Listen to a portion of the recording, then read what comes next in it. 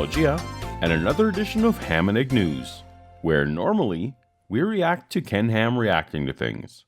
But today we're enlisting the reactions of a former employee of Ken Ham's Creation Museum. Hi, Leah. Welcome to the show. Hey, Paul. Could you ever have imagined that one day you'd be talking to an atheist YouTube cartoon? No, I just want to say that I really appreciate your content on your channel. Like, my favorite video so far is the Happy New Year 2020. And another edition of Hammy New Year. Yay. Uh-oh. Because I saw that just after I stopped working at AiG, and actually Ken Ham filmed that like the last day that I worked there, so it brings back memories, and it was actually Excellent. really healing for me to watch, and then to see yours and Shannon Q's commentary on it. And we're going to go through, very quickly, just walk through the brand new exhibits. They're startling, they're stunning, they're spectacular, they're amazing, they're fantastic. The enthusiasm is contagious. It's contagious. Wow. They're startling, they're stunning, they're spectacular. I think I may have been more excited for this than he is. And I wanted to die. Well, I'm glad. It had some impact. That's awesome. Yeah. So you worked for Answers in Genesis for a while. Can you let us know a little bit about when you started, where you worked, and what you kind of did while you were there? Okay, so I worked at Answers in Genesis for 3 years, from December 2016 to December 2019. And I worked in the housekeeping department while I was there, so cleaning the entire museum and helping out guests as much as I could. So you were there in September of 2017, which is when I was there. Oh, really? So maybe we saw each other. Did you ever interact with guests? Possibly. Oh, I did sometimes. all right. I assume that didn't make big news around campus that Paulogia was there. No. Oh, Did you ever see me, someone looking kind of like a Mennonite person cleaning windows or anything? well, literally, you described everyone I saw. I don't know if you know that I'm a former Mennonite as well. I do. So, a weird random question related to that, though. Was there a specific policy or how to deal with, like, there was a troublemaker in the museum? What was the standard procedure for that? Yes, if someone asked us questions, it didn't matter whether it was an atheist or even a Christian. If they asked us any type of theological or scientific question, us employees were not allowed to answer those. We would need to refer them to the website or to books or videos. Or if it was a media question, there was Mark Loy, who is one of the top people at Answers in Genesis, and he relates to the media. So, can you tell us a little bit about your upbringing and maybe your religious upbringing and some of your thoughts you had about that before you worked at Answers in Genesis? Yes, so I grew up in an independent fundamental Baptist family, so it's a very conservative type of Baptist. And so I grew up going to church all my life, and I became a Christian officially when I was 12. And it really meant a lot to me. And I went to the Creation Museum the year it opened. My church went there, like everyone went there. And it was actually the only time that my church went there, even though they were so close, just up in Ohio. Okay. My church felt that Answers in Genesis was too liberal because they weren't King Oh James boy. only and things like that, and some of the women who worked there wore pants and stuff. So that just tells you how conservative I grew up. And Wow. I went on a lot of missions trips. I used to go on missions trips and evangelizing people like 2 times a year. So, fair to say you were a young Earth creationist. Yes. And why did you decide to work there? What was the process like to apply for the job? Like, how did you actually land the gig? Well, I wanted to work there because I thought it was a Christian ministry, and I really admired the resources, and I loved visiting the Creation Museum and Ark Encounter. So I thought, hey, like, this will be a great way to do some work and at the same time be working for something that means a lot to me as a Christian and creationist ministry. And then the application process, it was similar to a standard job application process with the added questions about what I believed in the job interview. I like half of it was job related questions, and then half of it was faith questions. So I had to talk about the church that I went to and my salvation testimony, answer some theological questions, and so forth. Were they pretty happy with your answers, or did you have to do any adjusting theologically? No, they were happy with my answers. At the time that I worked there, I completely agreed with what they taught with young earth creation, or at least what's in the statement of faith. Like, I agreed with the um the young earth, the flood, and then there were also I had to agree that abortion is wrong, that um same-sex marriage is wrong, and that Christians have to go to church regularly. Those were three big theological things. So you worked there for 3 years. There must have been some parts of it that were great. What were some of the best parts about working there? Well, for sure, my favorite thing about working there were my coworkers. There's some really lovely people who work there, and I made great friendships, and I'm still friends with many people who work there. So that was awesome. And then there were fun times working there. I do enjoy cleaning, and it was fun, like at night, dusting off the dinosaurs and things like that. Something you wouldn't normally have in a cleaning job. And there were some interesting guests. I met people from all over the world, and that was fun. It's awesome. That girl up front that's with those dinosaurs, she creeps me out. I can't imagine being in the museum. with I that. agree. It does get creepy sometimes at night because the lights are dim and there's still the sounds. Mm. And yeah, so I agree with that. Maybe you weren't even watching movies at the time. I assume you've seen Night of the Museum, I've or you've heard of the movies Night of the Museum. You reenacted that at night, pretending things were coming alive. I've heard of it, but I haven't seen it.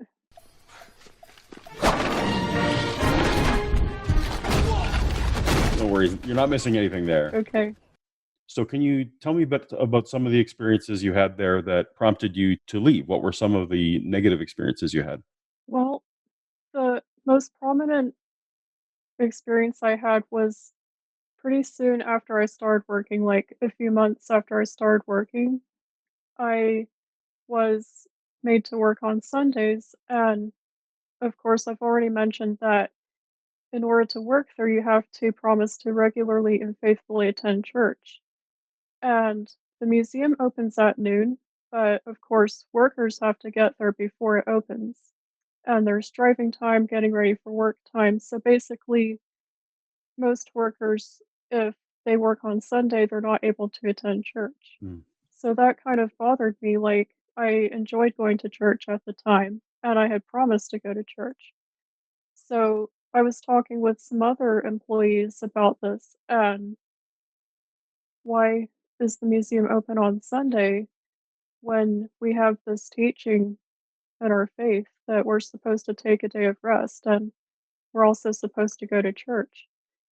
And a lot of people agreed that that was not such a good policy. Maybe we could talk to some of the upper management. Obviously, the museum being open on Sunday doesn't affect upper management because they work Monday to Friday. It Mm. doesn't affect them. So we thought maybe we could bring this up to them and have them consider it. And one of my coworkers made a joke about going on a strike on a Sunday, like, Oh oh, boy. maybe we should all just not show up. But she was just joking, and we all understood that. But someone overheard us and they told upper management. So they had some sort of meeting about me, and like, so it was me and this other person that were in trouble for it. So they had a meeting, and I almost got fired, but there were a couple of people in that meeting who knew me well enough to know, hey, Leah wouldn't suggest something like that. Mm. So I didn't, nothing really happened other than I was told, "Hey, you can't talk about that anymore, like, this is our policy, and it's going to stay that way." And then at some point later, you started to have some mental and physical issues. How did that kind of manifest and how did that?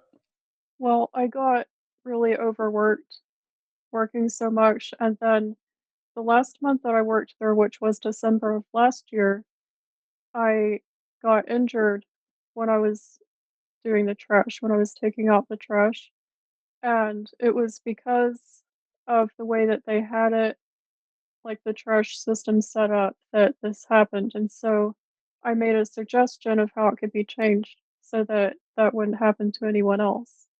And I was literally ignored, and they didn't do anything about it. And I still was having to do this heavy labor when I could have been doing some lighter work. They still had me doing heavy work. And so it just got to the point where my doctor had to write a letter saying that I needed to take some time off work, which I did. And in that time was when I decided to leave and leave my job there. Did they provide you with any health care at all when you work at Answers in Genesis? They do for full-time employees, but well, most of the time I was there, I was a seasonal employee, so I didn't get full-time benefits. If you're one of our American listeners, you know how important that is in just Yes, surviving. yes, And then related to that, was there also an incident about a coworker praying with you that I remember correctly? yes. There was a time that I worked there. I think it was my second year that I worked there with mental health issues and I was having suicidal thoughts. And one morning before the museum opened, one of my coworkers saw that I was looking down and she said, "Hey, what's up? And can I pray for you really quick?" And um so she prayed for me for just a few minutes and we weren't in a hurry. It was winter time, so we were never busy in the winter time anyway. It's not like we were rushing to get things done. Oh So no, she Ken prayed assures for me that me. it's always busy, every minute of every day. Not quite. Okay, all right. Sorry, carry on. And I'd like to come back to that later All right. because it's so interesting to me hearing about, like, how some people say it's busy and some say it's not. But yeah, so my coworker prayed for me for a few minutes and then we both carried on with our work. And later that day, she told me that she got in trouble with her manager for praying for me because he said that she was being lazy and not doing her work for taking a few minutes to pray for me. You would think prayer would be encouraged somewhere. Every It ministry was I all, worked in had prayer. yeah, Yeah. right. Even at a secular job, I couldn't imagine such a thing happening. Was there an HR department at all that you could go and talk these things through with, or how was that kind of handled? There was an HR department, but they were very much in line with whatever the top people would say. So I didn't really take these issues to HR myself, but I know people who did, and they said that they were always dismissed. And then one other thing I remember from your posting was you had some car trouble. Can you tell us about that story? Right. Once my car was broken down, so I needed rides to and from work, which once I did actually walk all the way to work because I Oh couldn't boy. find a ride. But once, one of my coworkers, he was actually from public safety, he offered to give me a ride back home because we were getting off at the same time. So I thought, "Hey, like, thanks so much for doing this, like, that helps a lot." And I've known him for several years, like, I knew him even before I went to the Creation Museum, and, like, I was completely fine and comfortable with it. But someone told his manager that he had given me a ride home, just the two of us, and he got in trouble for that with his manager. His manager told him, "You can't do that. You can't be giving a ride to a single woman." What kind of enforcement and regulation did they have? Like, was there whistleblowing? Were they watching your social media? Definitely. There's another lady who left Answers in Genesis, and she made a post about her experience and some mistreatment that she experienced. And they still monitor her post, and someone actually commented on her post and said, "Hey, I'm so sorry this happened. I'm praying for you," something like that. And that person got in trouble with HR for commenting on Ella's post, just for commenting on it. So, it was a big deal. She was crying, she was thinking she would lose her job. It was dreadful. So they do monitor that. They monitor her post, Ella's post, and then they monitor my post. So if anyone who works at the Creation Museum currently, if they like or comment on my Facebook post about Answers in Genesis, they'll be in trouble for it. And I'm sure that they'll be watching this video to see if I talk about anyone who's currently working there. So that's why I'm trying to be careful with not giving names and stuff like that, Excellent. because Yeah. I don't want people to be bullied any more than they already are. Do you feel like men and women were treated the same way when you worked there, or was there a difference? I kind of observed some things, but I'm wondering what your thoughts are. Yes, there were differences. I didn't directly experience any differences, but I had friends that were. I had one friend, she's actually the one who wrote the Facebook post, that she was discriminated against a certain position because she was a woman, even though she was fully qualified for the position.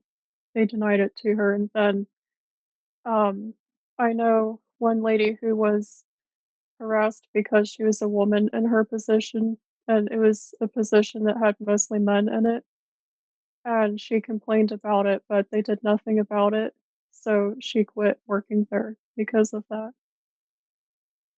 As I was there and as I watched Ken a lot, I noticed it seems like the culture has a very deprecating sense of humor about it. It seems like I observed not just Ken, but other employees kind of the jokes were of the style of putting other people down. Am I accurate in assessing Right. that seems to be a corporate culture there? Angelo is one of our guest services representatives, and he lives for this moment where he's going to give you the announcement of where the exit doors are. Mary will give us the countdown. It's a really hard countdown for Mary to do. You've got to count from 3 down to 1. She practices that every day. So, Angelo, you've got 2 minutes to do your, come on, do your thing. All right, I can do my thing in 2 minutes. Thank you so much. And you haven't done your announcements. Come on. I have not. That's how it goes here, right? We like to kid each other a lot. That's right. What was that? What were you complaining about now? I would agree with that. And that's something that always bothered me when I was working there, especially with the atheists. They, I mean, they would say, "Oh, we love our enemies," but they actually do think of atheists as the enemy and not in a loving way. And that always bothered me because I've talked to atheists all my life. You know, I've been friends with them, and then also from going out and sharing the gospel, I would meet atheists. So I know that atheists are not enemy-like people.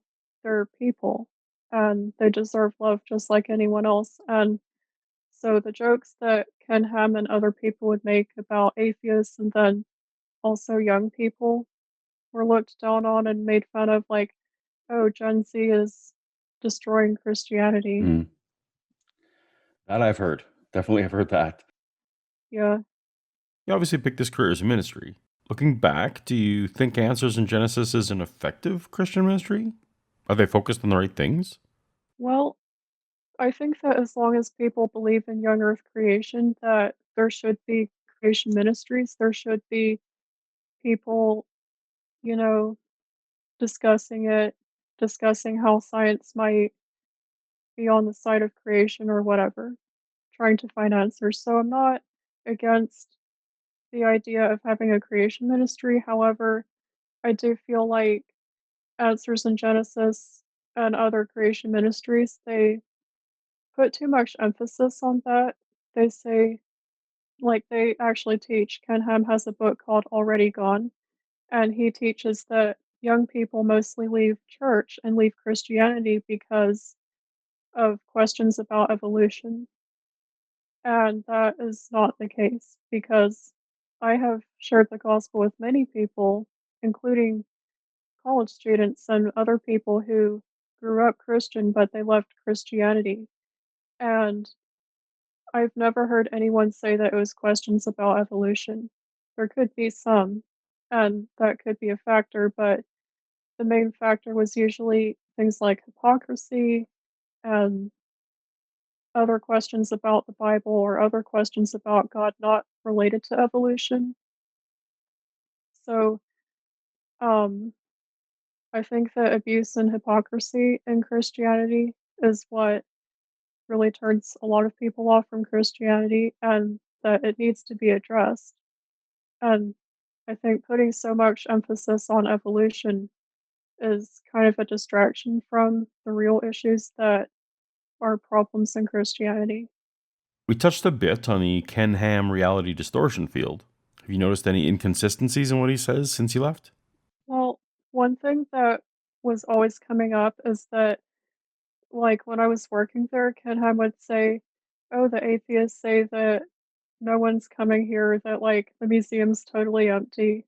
And, like, so when I worked there, and this year it probably hasn't been happening because of COVID, but we would always have tour buses coming to the museum. Hmm. So, especially in spring, summer, and autumn, and a lot of people would come in on these tour buses, and they they weren't specifically coming to visit the museum, like these individual people. They were just coming because their tour bus was coming, Oh, and okay. mostly older people.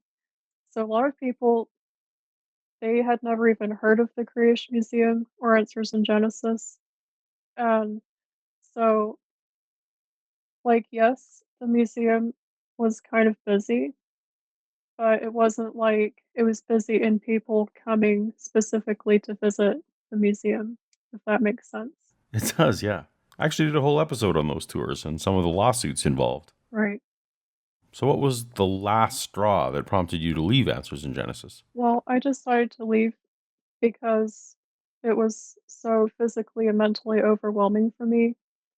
And also at the time that I left, I was struggling with attending church, and I knew that I couldn't keep working there and not be attending church. So that was another factor in me leaving. And then what were your motives for talking about this on Facebook at all? My motive was to bring awareness to it so that um, coworkers, like people who still worked there, they would be able to think about more for themselves. Because when I worked there and when I was being mistreated, I it's not like I was fully thinking about it. Like I knew what was happening and stuff, but I thought, oh, this is a ministry. I can just overlook it and keep going, sort of thing.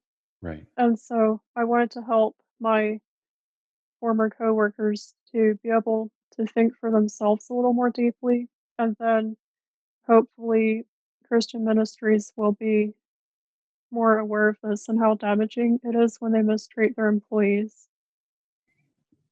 And I did get a mixed reaction to it. Most of the people who messaged me were positive, but there were a few people, including a pastor, who said, "You shouldn't have made this a public post because now the atheists are going to see it No. and they'll say, 'See how bad Christianity is?'"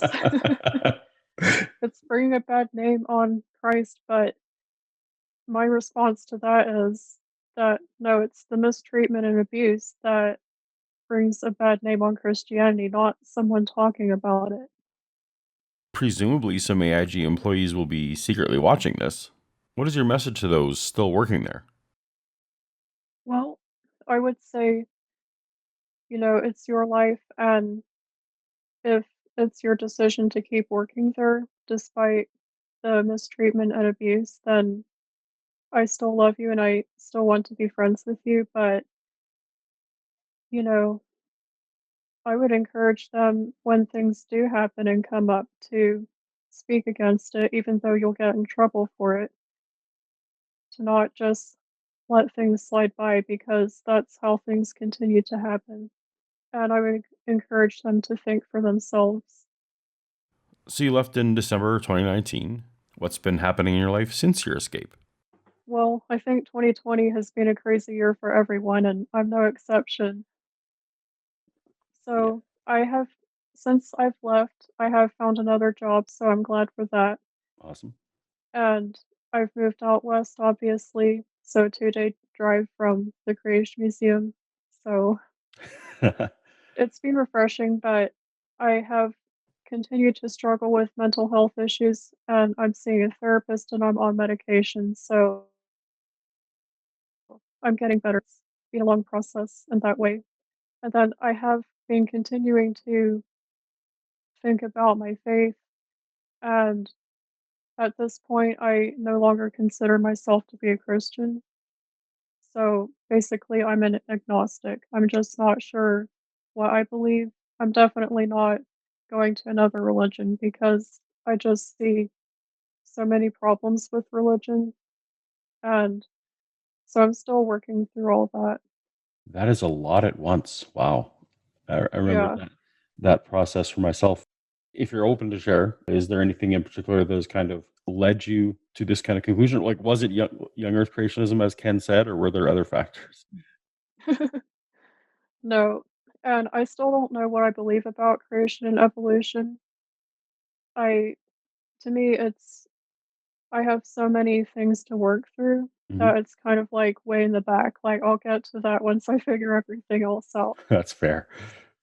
Yeah, but for me, I would say it was one hypocrisy that I saw in church growing up and still continuing. Um, Christians saying that they believe one thing and then living a totally different way, and often in a way that's harmful to other Christians.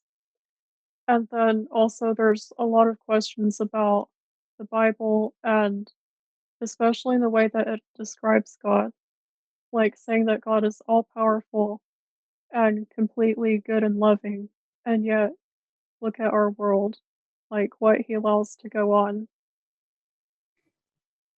if that is there's so many contradictions to how the Bible describes God that I don't see how that it can be true. Those are huge factors for a lot of people. Wow.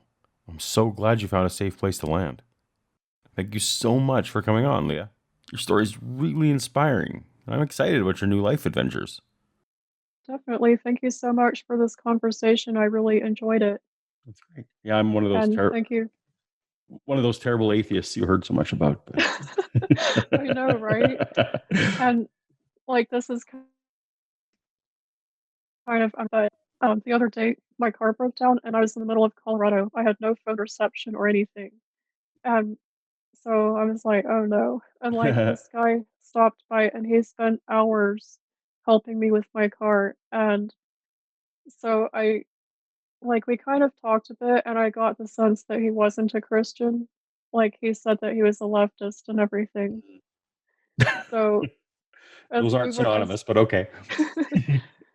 as he was leaving, he said, well, I asked him, like, in the past, I would have thought that you must be a Christian because you've been so kind to spend all these hours helping me with my car. And so he said, yeah, people think that I'm a Christian all the time, but I say that I'm no more a son of God than anyone else. Like, I'm not religious at all. So it just comes to the point that you don't have to be a Christian to be a good person. Like, in church, I always heard, like, non-Christians, like the Bible says that they can't do anything good, and it's not true. It's not true, but we all know in our heart we're all suppressing. Apparently, no, we'll see. And I'm hoping that your life won't be too disrupted by chatting with me. You're, Yeah, it'll be fine. I don't know if you saw I recently, like a couple of weeks, I made a post about not being a Christian anymore on Facebook. I did. That was a brave move. Yeah, I got crazy responses from that. Like, I literally had people telling me, "Oh, you were never a Christian," or "You must be living in sexual sin," and "You must be okay with religions like Allah," and Welcome to the club. That was it was a whole year of my life. Actually, it yeah, continues to today because I get that every day. Yeah, I'm sorry that's not ever going to stop, but yeah. Oh, well, I really appreciate this, and I really appreciate your channel, like, it's giving me so many good things to think about. Thanks everyone for watching. And as always, a huge thank you to my patrons whose support makes the work we do on this channel possible. If you're willing and able to join them, you can find a link in the description. For more Christian claim responses, tap on the video on the screen, and I'll see you over there. Later. Bye.